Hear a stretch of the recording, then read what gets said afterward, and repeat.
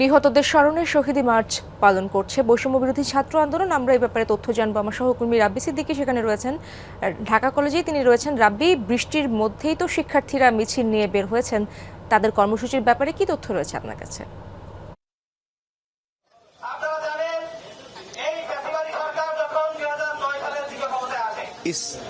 ইসরাত, আজকে 1 মাস পূর্ণ হয়েছে Redmi 13 স্টাইল বানাই দুনিয়া কাঁপায়।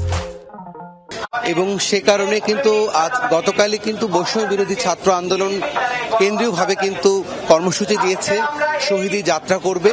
এবং সেই কর্মসূচির অংশ হিসেবে ঢাকা কলেজের শিক্ষার্থীরা, বৈষম্য বিরোধী আন্দোলনের শিক্ষার্থীরা, তারা আজকে জড়ো হয়েছেন এবং তারা বলছেন যে এই যে গণ অভ্যুত্থান, এই গণ অভ্যুত্থানে 1 মাস পূর্ণ হওয়ায় শহীদদের স্মরণ করে বলছেন যে এখনো অনেক কাজ তাদের অসম্পূর্ণ আছে, ছাত্ররা এখনো জেগে আছে এবং যে কোনো প্রতি বিপ্লব প্রতিহত করতে ছাত্ররা সজাগ থাকবেন।